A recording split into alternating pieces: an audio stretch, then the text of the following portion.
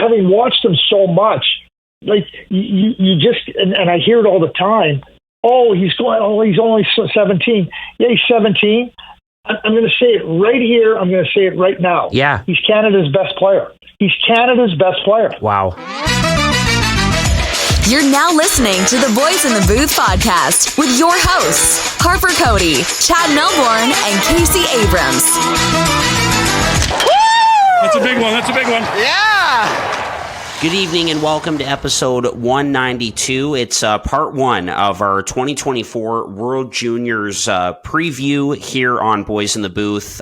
Cody, Abrams, and Melbourne, all three of us with you. And boys, it's the most wonderful time of the year. We're getting close to Christmas, and the World Juniors, of course, start Boxing Day on TSN. So part one is going to be a deep dive into the Team Canada roster. But before we get into that, how we doing? Oh, doing well, Harper, for the exact reason you just mentioned. It's great time of the year. Getting into Christmas, World Juniors, the amount of pond hockey I'm going to play in the next couple of weeks, like that just gets me excited. That's what gets you out of bed. Absolutely. Best time of the year. Looking forward to World Juniors. But before all that, I'm looking forward to going to Arizona in just a couple days, leaving on Saturday. Gonna see a game, Arizona and Ottawa, so that will be pretty cool. I'm gonna wear my OEL jersey, and hopefully no one gives me a hard time because of it. But boys, I just had to say, right now, I am absolutely exhausted. Let me run you guys through my last 2 weeks, but also 24 hours specifically. So I've been in exams, and this is my second last exam period of law school. So I only have one more, and then I write the bar, and then I article, and then I'm a lawyer. So I'm almost there. So you got to know the motivation is kind of low because I can see the light at the end of the tunnel, right? So these last 2 weeks doing exams, this most recent one, I started yesterday. It's a 24-hour take-home exam. I picked it up at 11 o'clock, okay, thinking that, all right, I've got 24 hours. I'll be able to finish it day of, and then I'll wake up in the morning, this morning, and I'll be able to do a quick edit, submit it by 11 o'clock. No problem. That was the game plan. Pick it up at 11 o'clock, go run and get a coffee after lunch, kind of meandering, not really doing a lot of work. 2 o'clock, really, is when I, fully start doing legit work. And it's wills and estates, by the way, and this is a class where there's a right and a wrong answer. It's not like writing an opinion piece or an essay on a topic that you can kind of just pull from here and there and get a good grade because of your critical thinking skills. No, it's right and wrong answers. So I start working on it. All of a sudden, and it's 2 questions. First question is worth 30%. Second question is worth 70%. All of a sudden, I realize I've only done one question, and it's 9 p.m.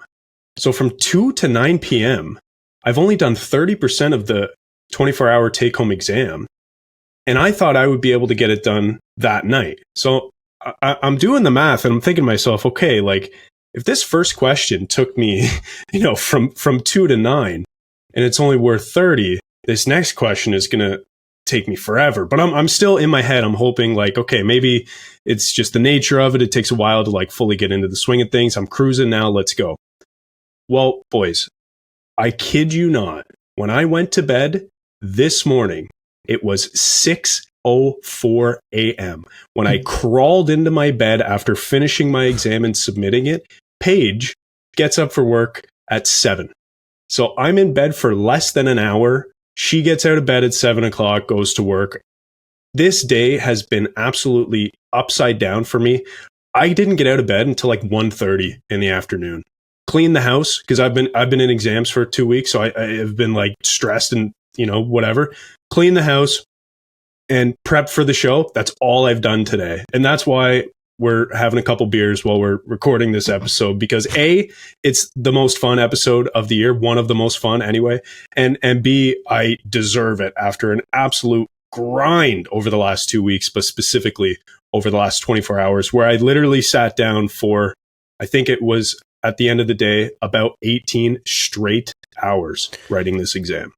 I don't know if I've spent the 18 straight hours doing something like that for school, but I've definitely crawled into bed while the sun's coming up after getting back from the library. So I can feel you there. Yeah, I just had to share that with you guys because, first of all, I got no one else to talk to about this. No one else cares. And second of all, I know that you guys are here to listen. So no one else cares. Let's throw it on a podcast. Well, yeah, exactly. But you guys do. So, and you're forced to listen to me. So there you go.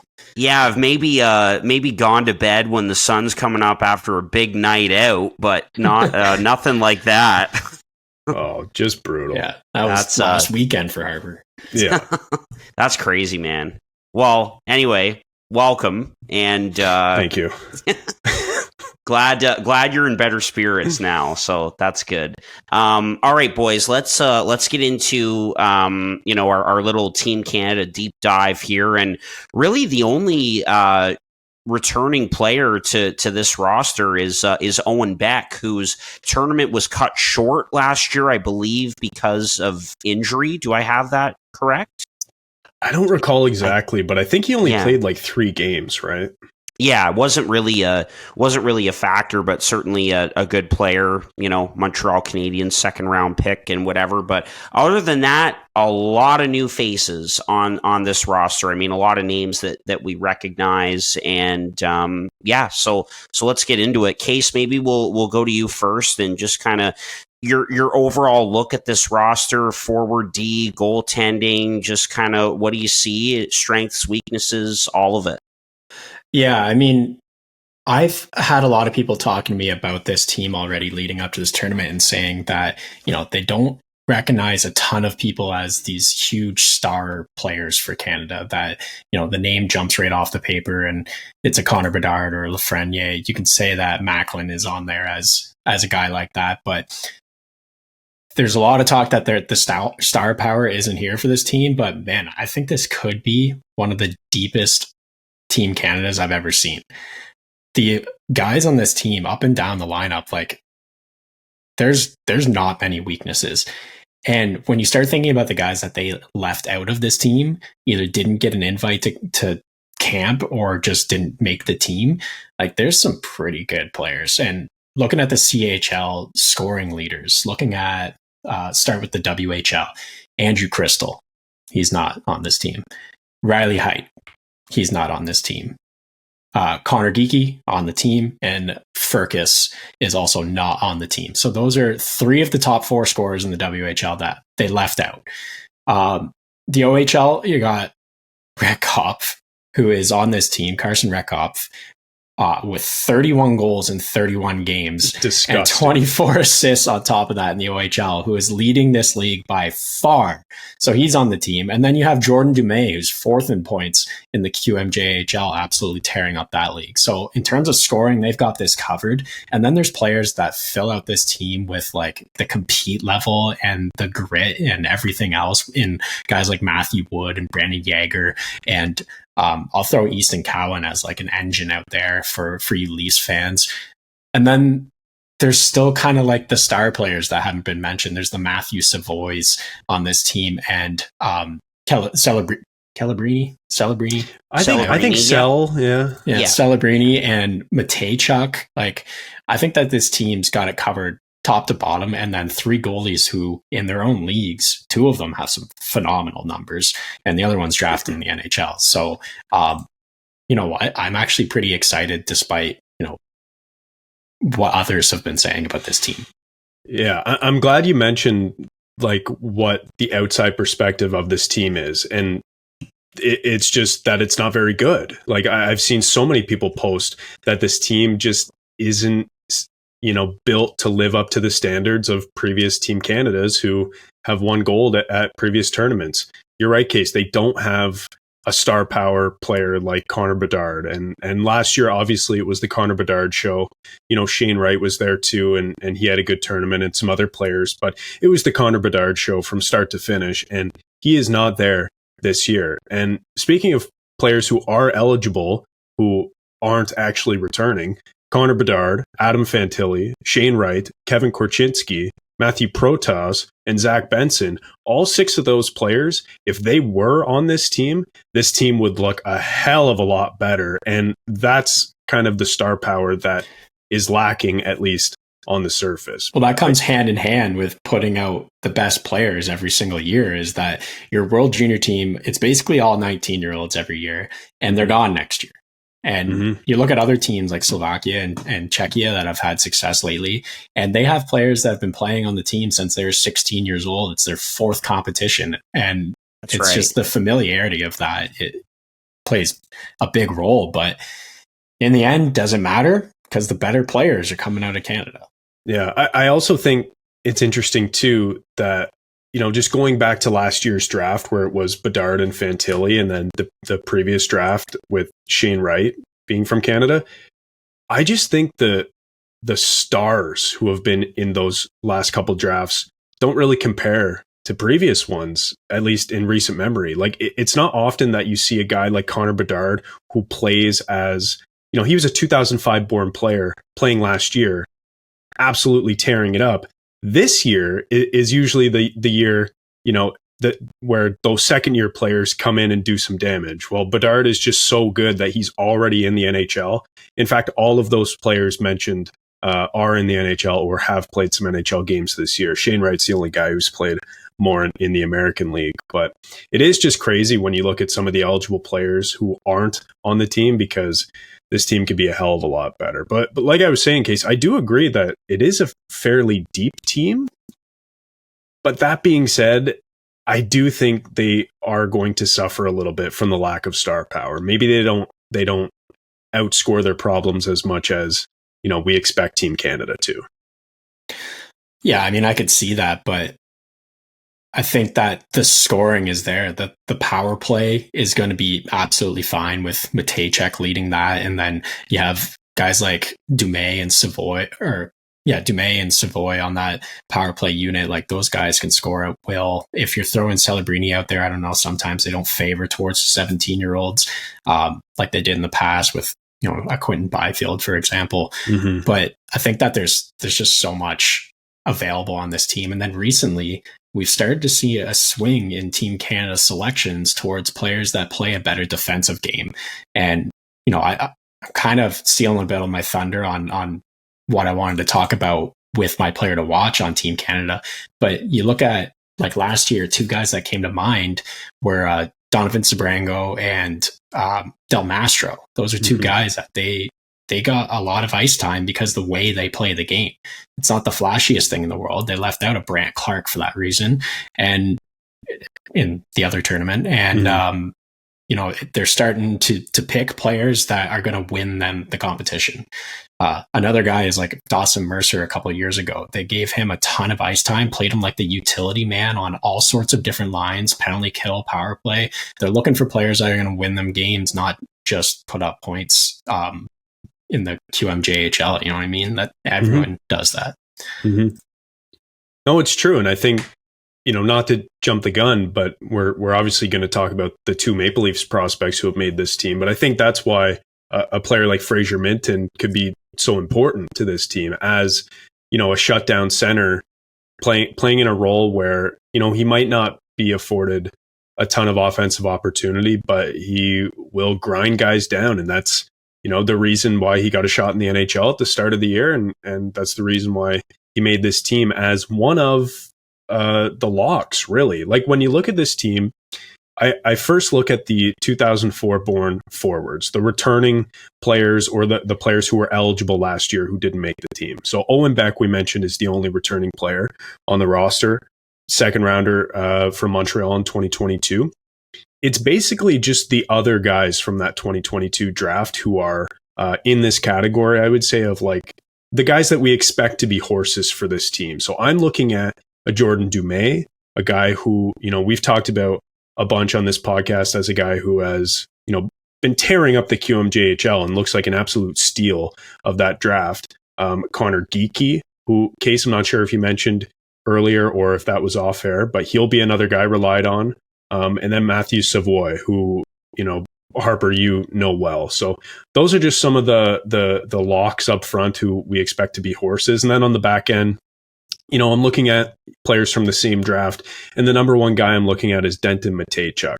We talked about leading up to that 2022 draft of him being, sort of an underrated player. He went 12th overall, but I know I certainly had him in my top 10 when I was doing draft rankings. You guys might have as well too. Like he was a very highly anticipated prospect, and he just adds to that Columbus blue line. So those are some guys who I'm looking to really carry this team. Yeah, Matejchuk, he's a guy that plays on both ends very well. Like he's not one of the guys that they have to worry about selecting a Sabrango or a Del Mastro over. He's put up 175 points in 175 WHL games. Yeah, I was going to say he's pretty good offensively too. But he can play in his own end, and he plays very smart. And it's so important in this tournament to have a guy like that on the back end. And, every single year the Canadians have some sort of player like that. When you think of a Jamie Drysdale or Bowen Byram last year or 2 years ago, and Olin Zellweger last year, they always have that one stud defenseman. And I guess I'm going to spoil it, but I was picking Danton Matejchuk as my player to watch for Canada for that exact reason. I think he's going to be a top 3 player on this team. Okay, before we get into players to watch, Harper, why don't you sort of give us your thoughts on everything we've been talking about? I haven't heard from you in a while. Yeah, no, that's all right. I get it in a sense that this team, look, I do see them winning a medal. Certainly gold is not guaranteed like it has been in years past. I get it. But look, it's a great opportunity for someone to come out of the woodwork and really step up. And there are a couple of names that come to mind. Joshua Waugh is one from last year. Montreal Canadiens late round pick. He was excellent for this team. And then another guy I look at was Tyson Hines, a defenseman. Again, another Anaheim Ducks draft pick or whatever, and their blue line is well represented on this team once again with Tristan Luneau, who got into some NHL games this season early on with Anaheim, and a guy by the name of Noah Warren as well. Big right shot D2 who I could kind of see, having an impact on this team, maybe on your third pair or whatever, very similar to Tyson Hines. So Anaheim's blue line, their future back there is certainly well represented once again on this Canadian team and in this tournament. But I think it's a group that will need to get it done by committee. I think the forward group is certainly going to be the main focus with Celebrini and Geeky, Savoy, the list goes on. But I do like this blue line and very interested to see how this defense core performs. Not just Matejchuk, but the two names that I just mentioned, the two Anaheim prospects. Maverick Lamoureux is a guy I'm going to be keeping an eye on as well. 6'7", big defender. He was a first rounder late of the Arizona Coyotes, and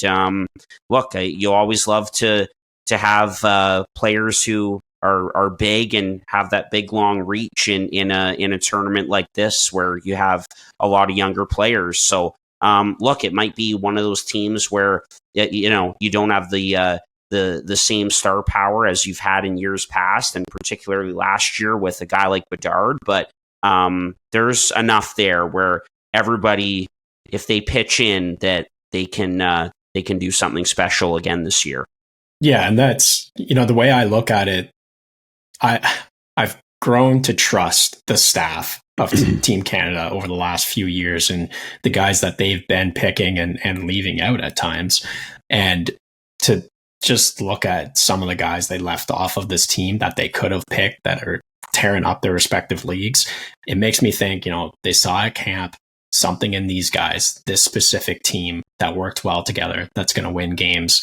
And I'm going to put my faith in them when I'm watching. Mm-hmm.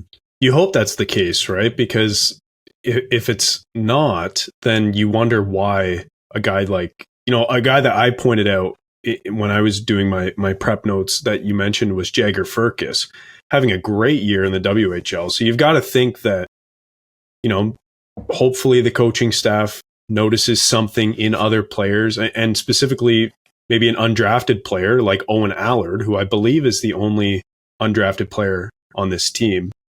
if I did my notes right. Maybe that's why he earns a spot over a guy like Jagger Firkus, who will get another crack at it next year. You're right, other than the 2 Q goalies and Celebrini, obviously. Yeah. That's right. Why don't we talk about Celebrini? What do we expect from him? Because he's having a great year in the NCAA with BU, has 25 points in 15 games as a 2006 born player. Like, the kid's good, projected to go first overall in this upcoming draft. But as you know, we usually have to temper expectations for players who are expected to go first overall, unless it's Connor Bedard at the World Juniors. So what do you guys think Celebrini is going to get up to here at this tournament? Yeah, I mean, like you said, lower the expectations, because it's not necessarily about their play. It's about how much slack the team is willing to give him, because we've seen it in the past that, they trust the 19-year-olds on Team Canada. So we'll see how the ice time goes. But I think if he grabs the bull by the horns in the first few games, then, and he slots in at the top of the lineup, he could just be filthy. Last year in the U18s, he dominated that team. 6 goals, 9 assists in 7 games. So, I mean, at least they have some familiarity there. That does mean something. The teams, obviously, when you're in the system, since you're on the U16s, U17s, U18s, and then playing for this World Junior team, they know that they can put their trust in you. And he is the highly anticipated first overall pick. So I'm thinking that he is going to play a pretty big factor in this team. Yeah. Just looking at all of the different rankings, he is consolidated number one by Elite Prospects, Daily Faceoff, The Hockey News, Bob McKenzie, Craig Button, who will be joining Harper later in this show. Forgot to mention that, but that's a pretty big deal for us, so that's cool. As long as everything goes well. And Dauber Prospect, so he's consolidated, ranked number 1. I don't think anyone is really challenging for that number 1 spot right now. And if Celebrini has a good World Junior tournament, he might just be a lock. Yeah, the only other guy I could think of that would challenge for that number 1 spot is Cole Yzerman of the U.S., who is actually Celebrini's teammate at BU right now. But BU, right? Not Boston College. Yeah, it's BU, but Yzerman's not there yet. Yeah, I was going to say, Yzerman, I think, is committed to BU, but he's playing with the development program. Oh, okay, good. Yeah. But also, like, I've been seeing some, and Casey, you and I have talked about this a bit, but I've been seeing some different rankings where Yzerman is dropping and some other players are kind of climbing the ladder, which seems to happen every year, right? So I don't think that there's a clear even number 2 anymore in this draft. On paper, Yzerman is like a carbon copy of Celebrini, and Celebrini's having success in the NCAA at his age, whereas Yzerman's playing in the National Development Program. So his stock has fallen in terms of like going number 1 overall. There was a time where, we're kind of thinking the same thing, but you look back to their USHL stats and their they both played at Shattuck's as well, right? Yeah. Yeah. You look back at the stats, it's like it's the same, man. So eerie how similar these players are, but they're both 6 foot, about 190, 195. They both shoot left. Like, there's no they play center or wing. Yeah. Yeah. So very similar players, but you're right, Case. Like, the production this year for Celebrini is arguably more impressive in the NCAA, given the fact that he has 25 points in 15 games versus Cole Yzerman's in the National Development Program. He has 45 points in 23 games, which is pretty crazy, but it's just different levels of competition, and Celebrini is really excelling. But then there are some other players too, like Ivan Demidov. I don't know exactly how you pronounce that, but I've seen that his name has been climbing the ranks recently, and there are some other players in there too. Adam Juracek, I don't think will be in that top 3 range, but could crack the top 5 depending how the rest of the season goes. So there's a lot of good prospects out there who we will be watching at this tournament. But I think it's safe to say that Celebrini is the projected number one. And unless something crazy happens, he should go number one.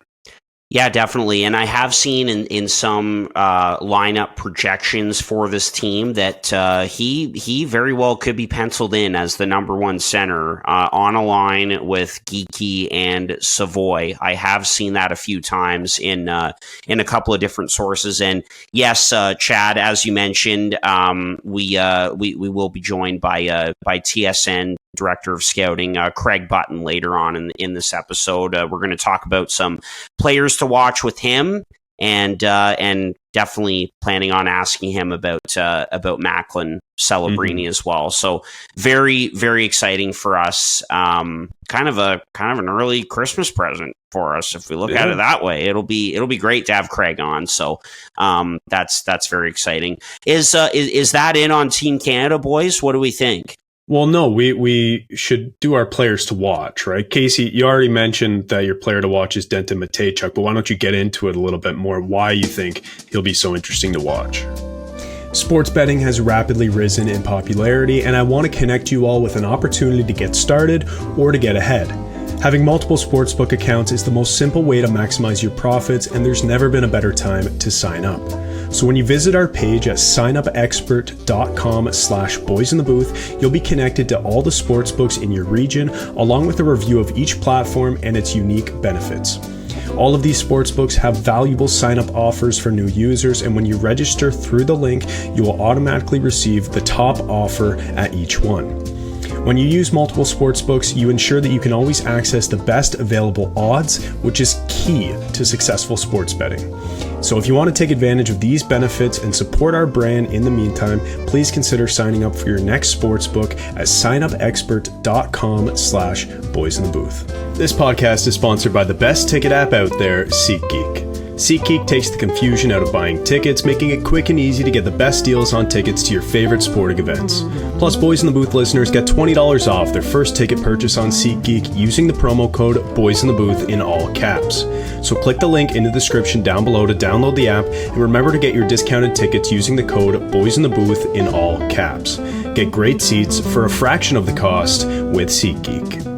Yeah, I mean, I kind of already mentioned that his two-way game kind of leaves him out of the discussion of, leaving him out just because he's offensive and the fact that Canada's been shifting towards a defense core recently. But his stats are ridiculous. He has 35 points in 24 games in the WHL. That's first in the league for defensemen in points per game, which included a 23-game point streak that just ended.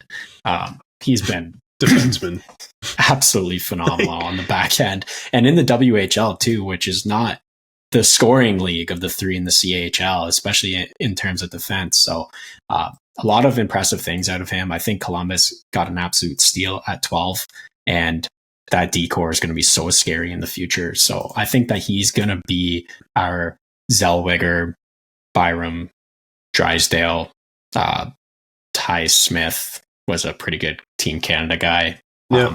Hopefully Matejchuk doesn't turn out like him. I mean, he had a great rookie year. Yeah, he did. Great rookie year. Yeah, he did. And then he got us John Marino. So there you go. Yeah, no, that's pretty much all I had to say. Like, he's phenomenal two-way guy. I expect him to get the bulk of the ice time and play the quarterback power play.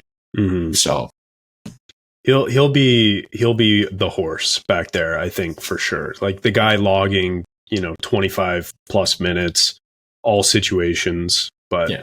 I don't know if they would go to him as a first PK guy, but he'll certainly be on the top pairing and probably on the power play as well. So yeah, it's a good pick, man. Like I'll definitely be watching Matejchuk. As I mentioned earlier, he was one of the guys I was really high on in that draft. So it's nice to see that he's been, kind of holding up his end of the bargain when it comes to being picked that high, putting up some gross numbers. But my player to watch, Case, you already mentioned him. It's Carson Rekoff. It's the guy with 31 goals in 31 games who leads the OHL in scoring, and he's a 2005 born player. He was drafted 50th overall in the second round in the most recent draft, 2023. And he's putting up numbers as if he's a grizzled veteran in the OHL. Like he's got the league figured out. And it's crazy to me because usually, like I kind of mentioned off the top, you look at the players who were either there last year or who were eligible last year but didn't make the team to be sort of the horses. But when you sort the players by production, Rekhoff is number one on this team, of course, because he's leading the OHL in scoring and has 31 goals in 31 games. And so I think if you're the coach of Team Canada, you have no choice but to put Rekhoff in every offensive situation and play him in the top six, even though he's one of the younger guys on the team. So I'm really excited to see if his production translates and if he can outshine some of the other players on the team who are a little bit older, like Dumais, Connor Geekie, etc., and can prove to Seattle that they got an absolute steal in the draft. Yeah, I mean, you know, a little foreshadowing here, but Seattle has been drafting well, and particularly in that second round. Yes. So they've got another steal here, and his projection right now, like if you look at if he played every game this year, 67 games, whatever he's on pace for, his pace of goals is going to have him as like a, you know, kind of a record-setting year. The only guy in recent times that would be anywhere close is yours truly, JT, 1,000 points against the New York Islanders, who had 72 goals in 67 games.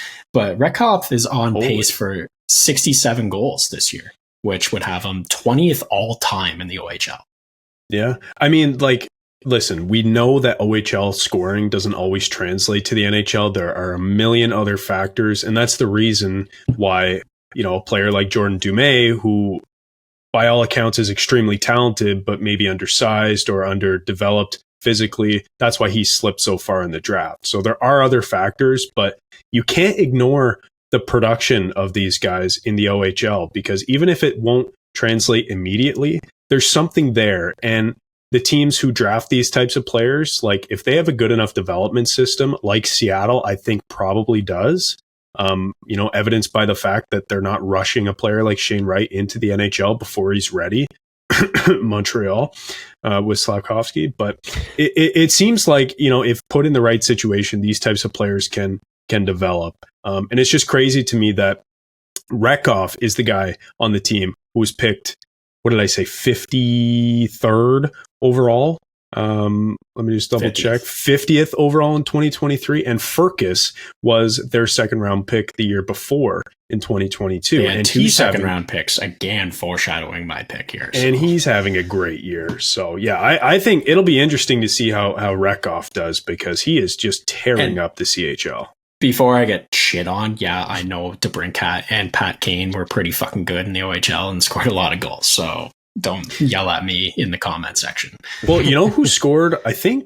I'm pretty sure Nick Robertson had like 55 goals one year in the OHL. So, you know, like, it doesn't always translate, but it is still very, very impressive. Yeah, 55 isn't even the top 100, but whatever. You know, mentioning Seattle and their drafting, I mean, they could have had three players, three draft picks of theirs on this team. Like we mentioned, Rekhoff, who you've been talking about, Furcus, who's been tearing it up in junior, Ty Nelson, a defenseman, a third-round pick in this past draft, was also a cut from this Canada team. So yes, Ron Francis and company are doing it right in Seattle, and I think that those two picks, Matejchuk and Rekhoff, are great picks for players to watch. Guys, shocker, I'm going with the guy I know, Matthew Savoy, as my player to watch. He was obviously cut by this team last year. I was a little bit surprised by that, but no surprise to see him make this roster, and I think he's, by all accounts, going to be a big part of it. Character, work ethic, skill, skating ability, all of it. Got into one game with the Sabres earlier in the year when they had some when they had some injuries at forward. Obviously, is tearing it up once again with Wenatchee no longer the Winnipeg Ice in the WHL with Wenatchee now. He's been tearing it up there, and also in the American Hockey League, he is close to a point per game right now. He's got 5 points in 6 games with Rochester in the American Hockey League, which is really great to see. And I just think that, anytime you get cut the year prior by a team like this, and just having that burning desire in you to represent your country, I think that just adds extra motivation, which is something that Kevin Adams talked about after he was asked about Savoy not making Team Canada last year, that, look, this is motivation for the young man, and along with his abilities and what we've seen so far out of Savoy, and being a high first round pick as well of the Buffalo Sabres, expecting nothing but great things from Matthew Savoy. Yeah, and talk about the clutch gene. Looking at him last year in the playoffs for the WHL, he had 29 points in 19 games. So hopefully he can bring some of that into Team Canada, where we expect him to be the top line center. I think that's the consensus going into this. So he's going to be very important to this team, and hopefully he's looking to prove something, like you said, Harper. Yeah, and talk about another team who has been drafting pretty well recently. Your Buffalo Sabres, Harp. Like, this guy Savoy, however you want me to say it, and they've got some other pretty damn good players in this tournament too. Yuri Kulich is a guy who we'll talk about. Noah Ostland, the list goes on for first rounders of the Sabres who are looking to kind of be the backbone of their respective teams in this tournament. So Savoy's a good pick.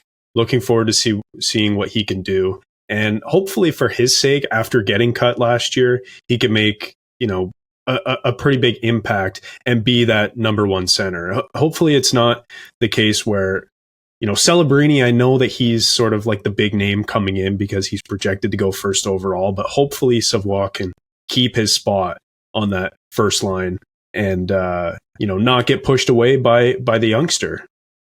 Yeah, exactly. And he's a right-handed shot as well. So depending on what they decide to do in their top 6, again, I've seen projections that the first line could look like Geeky left, Celebrini in the middle with Savoy and that right shot on the right side. So we'll see how it ultimately shakes out. But yeah, I think he's going to have a pretty big impact on this team. All right, boys, that good for a little deep dive on Team Canada? What do we think?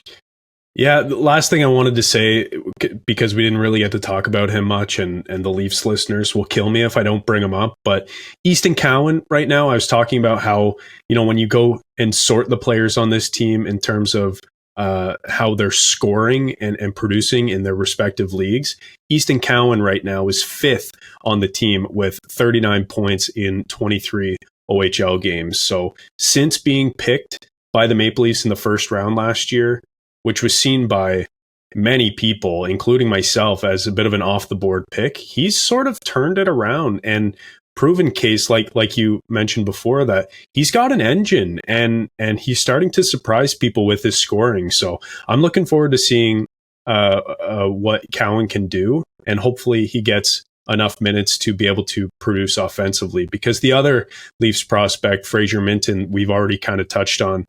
He'll likely be in more of a defensive role, so I'm interested to see where Cowan will slot into the lineup.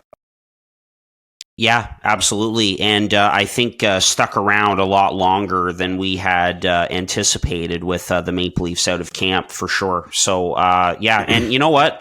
Kind of nice as a Leafs fan, isn't it, to actually have a couple of big name, relatively big name prospects in your system in this tournament, especially for our home country. Well, that's the thing, right? It's for Team Canada. I can't remember the last prospect of the Maple Leafs who played for Team Canada that I was excited to watch at the tournament. Maybe Mitch Marner. I don't that was years ago. So Marner was drafted in 2015 2015. So like that was ages ago. But and over the last few years, it's been Topi Niemela, who won defenseman of the tournament one year and was really, really good. They've been Team Finland lately. Yeah, and Ronnie Hirvonen was another guy. Like they've had a bunch of really good players. And then unfortunately, also Rodion Amirov was another player who was always interested to watch. And they've had some good prospects, but none for Team Canada recently. So it is really exciting for me. Like I feel like I will be watching even more this year, especially because both of these guys actually made it. And, that wasn't a lock going in to training camp. Like, I don't think, I guess I shouldn't say, I'm not sure what the consensus was about whether people thought both were going to make the team. I thought Minten was probably a lock because he was the defensive guy. He's a year older, and he has been putting up some pretty consistent numbers in the dub and is a good two-way player. But Cowan, like, I am pleasantly surprised with him. So because, he cost the Leafs Rasmus Sandin. Like when you put it that way, you hope that this kid turns into a pretty good player. So I'm interested for the first time in a while. I'm going to be absolutely glued to a Leafs prospect playing for Team Canada. Yep, that's great. All right, still to come, TSN Director of Scouting Craig Button. We're going to be talking about some players to watch with him and the projected number 1 overall pick in the 2024 NHL Draft as well. Still to come in part 1 of our World Juniors preview right here on Boys in the Booth. Stay with us. That's a big one. Yeah! All right, well, it's an absolute pleasure to be joined by our next guest here. He is a former NHL executive and the director of scouting for TSN. Mr. Craig Button joins us here on the pod. Good morning, Craig. How are you, sir? I am doing very, very, very well. And, it's the World Juniors coming, Christmas is coming, and they go hand in hand.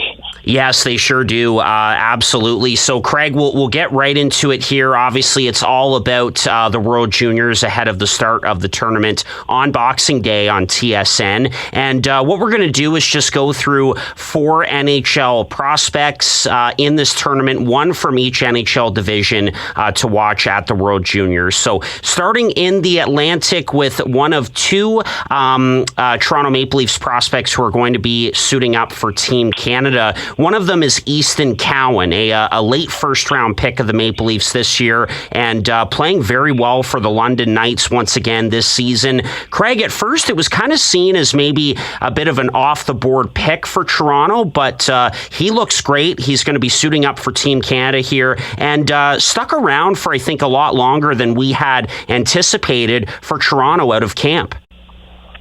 I mean, you stick around camp. Each organization has different ideas of what they want the players to experience over the course of training camp. And at the same time, the season is long. You also don't want to be taxing your NHL players. They're going to be on the team. They're just trying to find their way to get ready for the beginning of the season. So that opportunity for Easton and other young players to get a little more time around the NHL squad is really important to their development. When you talk, Easton last year ended up becoming a really important cog in the wheel for the London Knights en route to the OHL championship before they ultimately lost. And Dale Hunter, who's an excellent coach, I remind myself of this constantly, is that if you go to the games, watch how the coaches use players. And Easton was used in every single situation. He was used in important situations. And the coach tells you a lot about how he feels about a player. And obviously, you end up being a first-round draft pick to the Toronto Maple Leafs. They thought highly of him. And I think that if Easton was able to kind of get traction earlier in the season, there would have been no surprise about him being drafted in the first round. But that's why you got to continuously watch these players. That's why you got to stay on them over the course of time, because they develop. They develop at different intervals. They develop more as time goes on, or less depending on the player.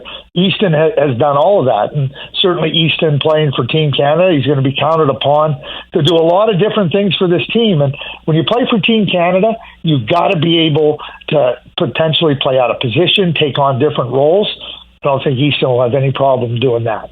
Absolutely. Easton Cowan joined by fellow Maple Leafs prospect Fraser Minten as well. The first time since 2016 that the Maple Leafs will have a couple of prospects suiting up for Team Canada at the World Juniors. Travis Dermott and Mitch Marner were the last ones to do so. Over to the Metropolitan Division now, Craig, and I want to ask you about a prospect by the name of Lenni Hämeenaho, a second rounder of the New Jersey Devils this year. He's going to be playing for Team Finland. Your thoughts on this player?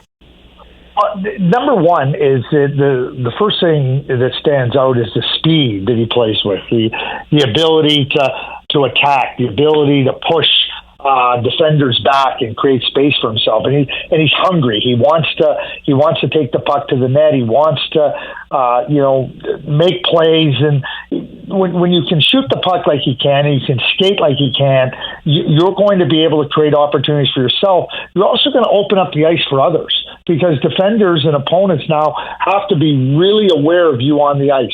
He's had a really strong start in the Finnish Pro League this year, playing, as a 19-year-old, but playing very, very well in his league and producing. Finland's going to be looking to him.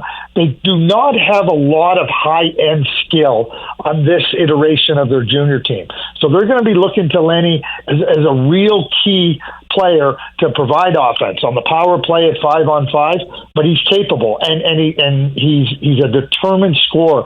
He's not going to be denied easily, and certainly you want to move to the NHL and have success at the NHL level, you got to be able to operate in small spaces, and you got to be able to push through resistance. Lenni can do all of that. Going over to the Pacific now, Craig, and look out, the Vancouver Canucks have another good defenseman on the horizon in Tom Willander, 11th overall pick of Vancouver this year, right shot D. He'll be suiting up for Team Sweden and looking real good so far this year with BU as well. Your thoughts on Tom Willander? I love Tom Willander, and I'll start with this. To me, he's got a game that's a lot in style-wise like Charlie McAvoy of the Boston Bruins. Can play big minutes in the game. He's probably not going to be an Erik Karlsson type offensive player, but who is? Very few of those players. But somebody that can play those big, hard minutes, and he can do it at 5-on-5 against the other team's best players. He can contribute offensively, he can kill penalties. But he's the word I use to describe Tommy is he's robust. He's a big-time competitor with really, really good, strong skills. And when you look at players that can play in a manner that he does, those are players that are no fun to play against, because they're in every battle, and they're in every battle to win it. They don't take shifts off. They understand that, if I go hard, my job is going to be easier. I think back to Adam Foote, and Adam Foote was a player. He was never falling below 100% effort. So he forced you to keep your game at 100%. If you weren't at 100%, the advantage kept going to Adam Foote. And that's how Tommy Willander plays, with that type of competitive spirit. He's not as edgy as Adam Foote. Very few players have ever been as edgy as Adam Foote. But that ability to keep your game at that high a level and make it really hard on opponents and be able to contribute in so many areas, that's what Tommy does. And there's a number of Boston University teammates that are playing for different countries. Tommy Willander with Sweden, Lane Hudson, a Montreal Canadiens draft pick with the USA, and Macklin Celebrini, who's the best player for the 2024 draft, playing with Team Canada. It'll be interesting to see when they play against one another.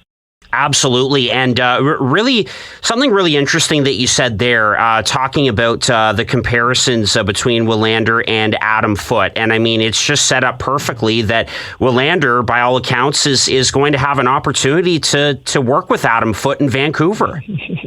Yeah, I mean, just another benefit of having somebody with Adam's experience, with Adam's knowledge. Adam's a really good teacher, and Tommy's going to benefit from that. He's going to benefit from that big time.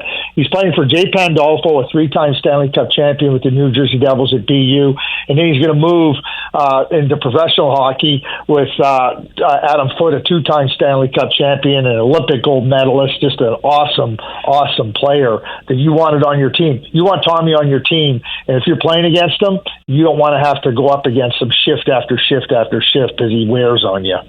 Yeah, well said. And Craig, always interesting to look at goaltenders in this tournament, and that is where we're going to turn our focus now. Michael Hrabal will suit up for Czechia, who had a fantastic tournament last year, winning a silver in an epic gold medal game in Halifax against Canada. So Hrabal, Craig, Yotes, second rounder in 2023, and he is an absolute giant between the pipes for UMass Amherst, and should look pretty good for Team Czechia. Your thoughts on the Coyotes' second rounder?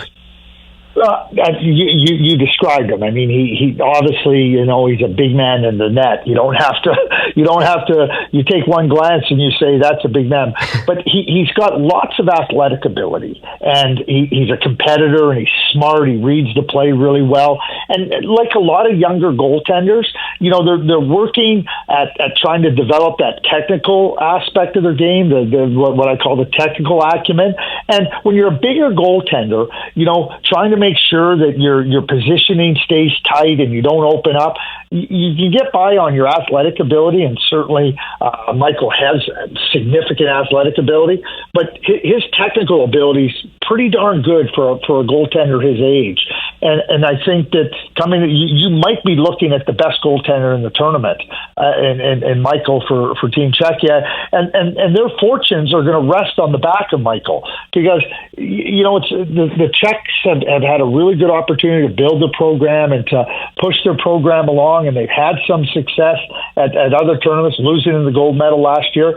Michael will be a real important piece of Czechia's chances to go to compete for a medal in this tournament. But certainly a goaltender that has all the attributes you would want for somebody in the NHL, and I don't have any question that he will be a real good, solid NHL goaltender in time.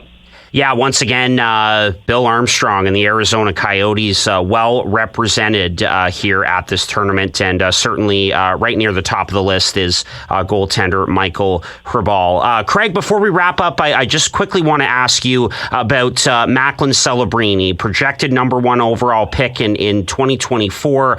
He looks dynamite. He's going to be suiting up for Team Canada. What are you expecting from Macklin Celebrini? I would say the same thing that I've become accustomed to seeing. So, it's one thing to say, okay, what are the expectations for a player? And you can look at talent, and you can look at skill, and you can say, but Macklin, regardless of his age, no matter where he's played, last year in the USHL, he was a 16-year-old player that was the most valuable player in the league. No, nobody's ever done that at 16. Yeah. He goes to the U18 tournament. He's a year younger than everybody, arguably amongst the best players in the tournament, and instrumental in Canada winning a bronze medal at the U18 tournament. He goes to Boston University this year. He's a 17-year-old first-year player playing against players like much older than him, and he's a dominant player in the NCAA, one of the very best players, and he's only 17. So having watched him play for so long, it's just kind of normal course to see him come in and just perform. He's got on-ice maturity that's beyond his years. He knows what his game is, but he can do so many different things. So if the scoring isn't there, he'll be a playmaker. If the playmaking isn't there, he can shoot the puck and set him out to score. If those offensive parts aren't there, he's going to be really good without the puck, and he's going to create chances by competing on the puck and being good in body-on-body battles. And those are just a few of the things. Having watched him so much, like you just, and I hear it all the time. He's only 17. Yeah, he's 17. I'm going to say it right here. I'm going to say it right now. Yeah. He's Canada's best player. He's Canada's best player. Wow. Well, and you know, talking about Celebrini, Craig, one more quick thing I want to mention. You made a really excellent comparison for Celebrini, and that's a former captain of the Chicago Blackhawks. Jonathan Toews. Yeah. And when I first saw Macklin play, you watch how he played, and you know, some players, McDavid jumps right out at you, right? Like, you know, because of the skating and the dynamic. And certainly every player has a different kind of a skill set and a different kind of a style. But when you watch Macklin, and maybe the best way to describe him is Jonathan Toews-like, because it didn't matter where Jonathan Toews was playing or what situation he was playing in, you were going to get a player that was going to find a way to gain advantages. That's Macklin Celebrini.